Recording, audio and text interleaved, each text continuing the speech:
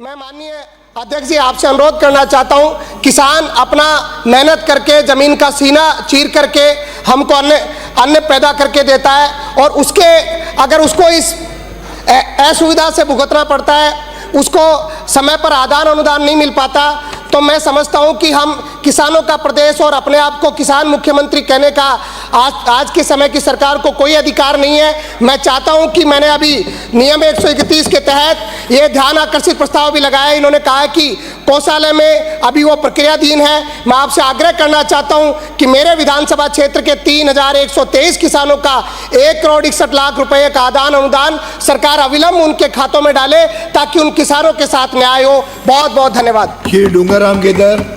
धन्यवाद अध्यक्ष महोदय, आपने मुझे 295 के अंतर्गत विशेष उल्लेख प्रस्ताव पर बोलने का मौका दिया।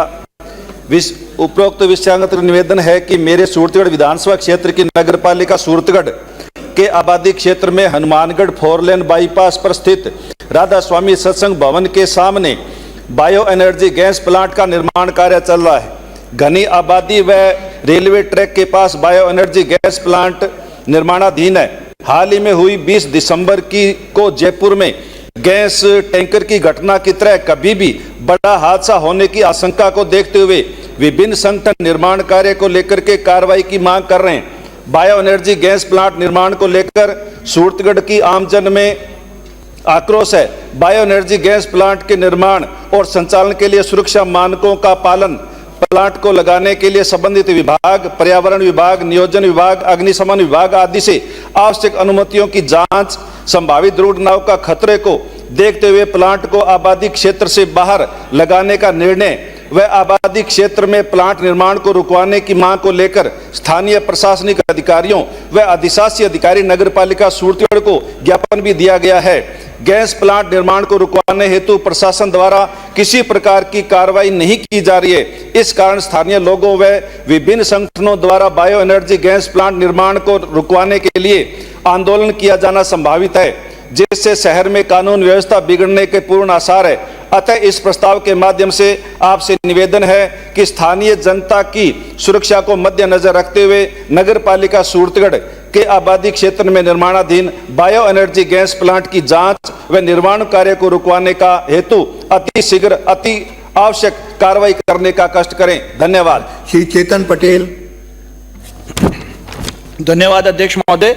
मैं राजस्थान विधानसभा की प्रक्रिया तथा कार्य संचालन संबंधी नियम 295 के तहत सदन का ध्यान आकर्षित कर निवेदन करना चाहता हूं कि पीपलदा विधानसभा क्षेत्र में 2 तहसील है, एक पीपलदा तहसील व दूसरी दिगोद तहसील। दिगोद तहसील मुख्यालय सांगोद विधानसभा क्षेत्र में आता है। दिगोद तहसील के अधीन पीपलदा विधानसभा क्षेत्र की उप तहसील सुल्तानपुर आती है। उप तहसील सुल्तानपुर में पंचायत समिति, नगर पालिका, सामुदायिक स्वास्थ्य केंद्र, सांख्यिकीय कार्यालय, थाना, महिला एवं बाल विकास, कृषि, ब्लॉक शिक्षा अधिकारी व अन्य कई कार्यालय स्थित है। उप तहसील सुल्तानपुर कस्बे की जनसंख्या वर्तमान में तहसील दिगोद की जनसंख्या से कई अधिक है। वर्तमान में उप तहसील सुल्तानपुर में 5 कानूगो सर्किल तथा 19 पटवार मंडल, 76 गांव हैं। ग्रामीण एवं कृषि पर आधारित पिछड़ा क्षेत्र होने के कारण गरीब किसानों को तहसील कार्य हेतु दिगोद जाना पड़ता है। वो उप तहसील सुल्तानपुर के आखिरी गांव मोहम्मदपुरा, ग्राम पंचायत मदनपुरा की तहसील दिगोद तक 42 किलोमीटर की दूरी है।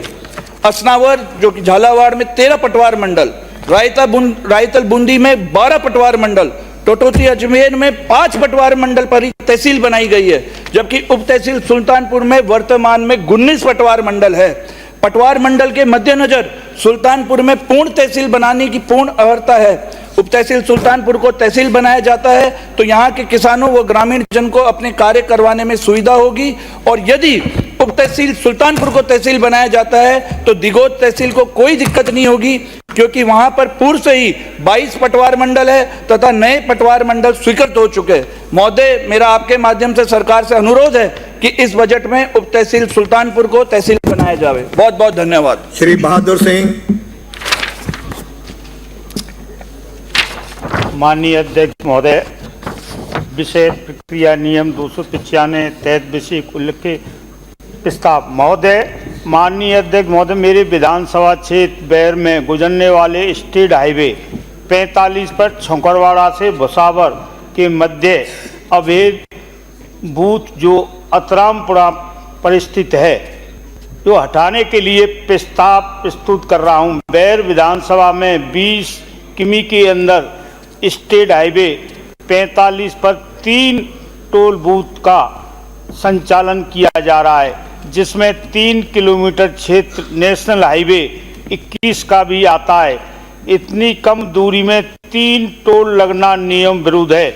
मेरे पूरे क्षेत्र में 3 टोल बूथ होने से आक्रोश का माहौल है। इन टोल बूथों को प्रतिदिन सैकड़ों मालवाहक वाहन भी निकलते हैं, जिससे यहाँ जाम की स्थिति रहती है। विधानसभा क्षेत्र के लोगों को अपने व्यापार तथा अन्य कई कार्यों में प्रतिदिन टोल टैक्स देकर जाना पड़ता है। स्थानीय निवासियों अपने गंतव्य तक पहुंचने के में समय की धन की हानि भी बहुत होती है, लेकिन प्रशासन का ध्यान इस अवैध बूथों को हटाने की तरफ नहीं जाता है। मेरा आपसे माध्यम से निवेदन है कि छोकरवाड़ा से बसावर माध्य स्थित अतरामपुरा के अवैध टोल बूथ को हटाने जाने की आवश्यक कार्रवाई करने की कृपा करें। धन्यवाद। श्री देवी सिंह शेखावत, श्री देवी सिंह शेखावत, श्रीमती कल्पना देवी, श्रीमती कल्पना देवी, श्री हरि सिंह रावत। अध्यक्ष महोदय, अटेंटिव नहीं रहते तो मैं 2 बार विधानसभा के प्रक्रिया पुकार दिया एवं कार्य संचालन के नियम 295 के अंतर्गत विशेष उल्लेख प्रस्ताव विधानसभा क्षेत्र बी में सेटलमेंट विभाग द्वारा राजस्व रिकॉर्ड में की गई गफलत को सही करवाने के लिए फार्मर रजिस्ट्री शिविर में प्रकरण का निस्तारण करवाने के संबंध में। महोदय जी, उपरोक्त विषय में निवेदन है कि मेरी विधानसभा भीम क्षेत्र में कई राजस्व गांवों में पूर्व में जो रिकॉर्ड में आबादी भूमि 10 थी, जिसे सेटलमेंट विभाग द्वारा गफलत से उस भूमि को बिलान 10 कर दिया गया, जबकि मौके पर आबादी बसी हुई है एवं पूर्व रिकॉर्ड में भी आबादी भूमि 10 थी। ऐसी स्थिति में वर्तमान में ग्रामीणों को आबादी भूमि के आवासीय पट्टे नहीं मिल पा रहे हैं।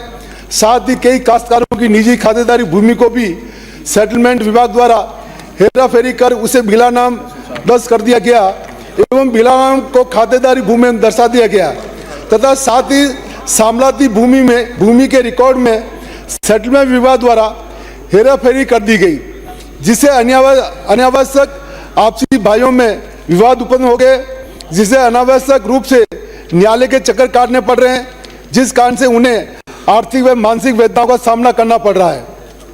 अध्यक्ष महोदय, मैं ये भी कहना चाहता हूं कि राज्य सरकार द्वारा वर्तमान में प्रत्येक ग्राम पंचायत स्तर पर एग्रीस्टेक योजना के अंतर्गत फार्मर रजिस्ट्री शिविर आयोजित किए जा रहे हैं, जिसमें राजस्व विभाग के अधिकारी व कार्मिक उपस्थित रहते हैं। तो